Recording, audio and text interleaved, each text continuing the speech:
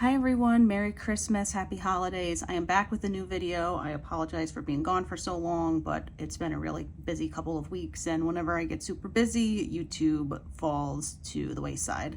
Today, I wanted to talk to you about planner chaos, planner hopping, because I was intending to use this really cute Hobonichi Weeks all year, and then another planner entered the villa, and I picked up this 2026 yearly planner by Cloth and Paper.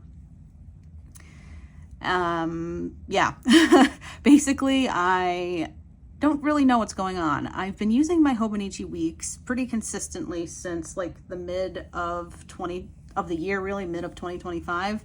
And for some reason, I've just felt the need to switch into something different. So I went ahead and picked up this Cloth and Paper yearly planner. I think it's called the Weekly Task Planner if you go on their website. It's a yearly dated planner, and I thought I would show you like what it looks like if you've never seen it, and also maybe walk through like why I'm thinking of switching to it. So before we do that, let me show you my Hobonichi Weeks, because I got this super cute like forest characters pattern. I set it up and everything. These are just US stamps. I put the sticker in here.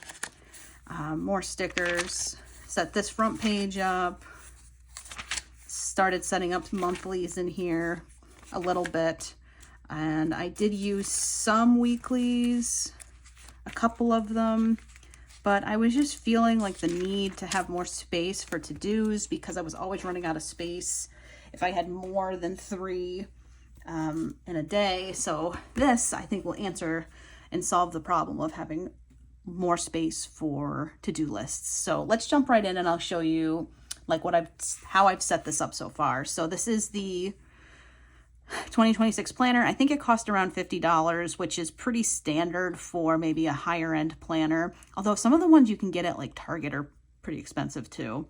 It comes with this like glossy plastic cover that just says 2026 on it, and it has the twin wire binding. Not my favorite, but I can live with it. Then you get like an intro page, and this is kind of like an off gray sort of color. It's not quite white. And these pages are not like perfectly white. They're kind of an off-white color. You get this year at a glance, which is really big and helpful. I'm thinking of using this to track my sick days and vacation days. They're 2 separate buckets where I work. So I was thinking of tracking them here with some like dot markers. I just have to think about that a little bit. I started putting these stickers down here by the Coffee Monsters Co. Every year Helen comes out with a set of basically like the monthly like names basically. So I started putting some stickers down in here already.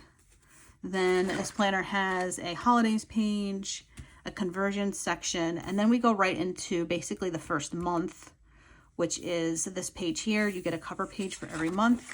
I've thought about also putting tabs in this planner because it doesn't have any, and I do have an extra set of monthly tabs that I was thinking about putting in here.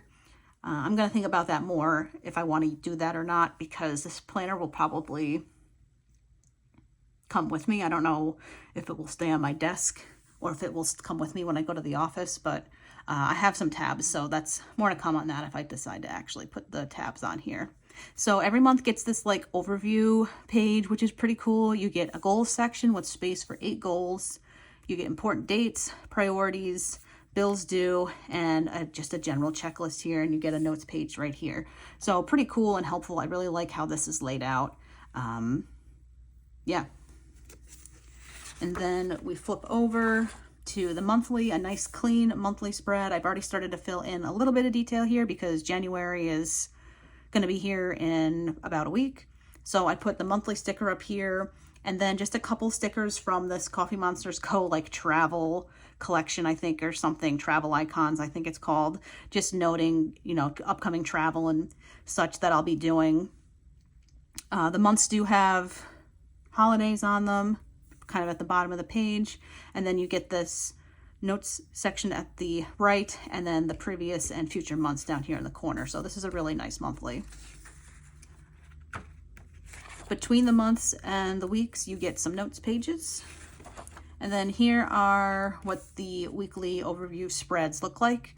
They are Monday to Sunday weekly spreads, noting that Saturday, Sunday have a combined column.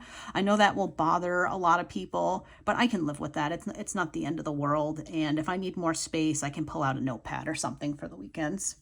I started putting down some stickers in here just to kind of see what would fit. These are some leftover stickers I have from Chrissy and Designs, an old New Year's kit. It's from a couple years ago, but I had some leftovers.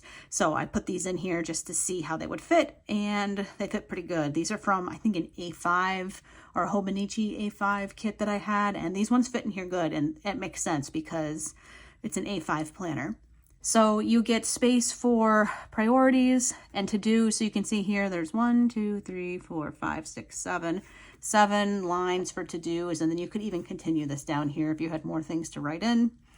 Same thing for priorities. You get a bunch of items here, and then at the bottom, more room for notes. This planner didn't come with a bookmark, which surprised me, so I pulled out this one that I got from Laurel Denise, and it fits perfectly in here, so I'll probably use this to mark my page for the year. And I'm super excited for this planner. I really like this layout. It's kind of like plum paper. I think if I was to compare it to anything, Erin Condren does not have a layout like this, but you could customize like a vertical or an hourly to accomplish this. But I think plum paper probably has the most similar type layout to this, where they have like the different sections on their planner that you can customize. So that's probably the most similar to this layout, but I like how clean and professional this looks. It's also black and white. There's no color here, which is really nice. And yeah, I'm excited to start diving into this planner next week on Monday. So I'll just flip through a month here so you can see what it looks like. At the end of the month, we just get a notes page. You get your next monthly like tab, basically, your goals, and then your monthly spread. We'll flip to the back because there's really nothing back here at the end. There's a couple pages. So here's what we have in the back of this book. We get a contact list page. I guess this could be helpful to fill in like contractors and such. Maybe I'll put in like the name of the plumbing company we've used, or like the electrician that we've worked with, so I don't forget them. So you get a couple pages of contacts, and that's it. There's a back cover, and there's no pockets or anything in here, but you could attach one if you wanted to using a simple sticker. So that's going to be my new kind of weekly planner. I may go back to the Hobonichi weeks at some point, and likely I will, because I will switch back and forth between planners throughout the year. I think a lot of us do this, but I haven't really been consistent in one planner in a long time, and my life is very different back from when I was just sticker planning in Erin Condren. My life is definitely different from back then. So yeah, that is the planner that I'm going to be kind of using and starting with next week. If you have any questions about this, definitely leave them in the comments section below. Cloth and Paper is a really cool stationery company, so I definitely recommend you check them out. And I figured I would talk about it because my pen's been sitting here the whole time. I've been loving this this Zebra Blend pen. I bought this in Japan earlier this year when we took our trip. I really like how this writes. It's a 0.5 black pen, and I definitely want to get more of them if I can online, or maybe on Amazon, or if I ever make a trip to a Daiso. I think there's one in Manhattan somewhere. I live north of New York City. I'm about 3.5 hours north, but if I get down to Manhattan ever, I could try and check out that Daiso. Anyways, thank you so much for watching this video. If you enjoyed it, make sure you give it a big thumbs up. Subscribe to the channel if you're new, and I will see you all very soon. Bye, friends.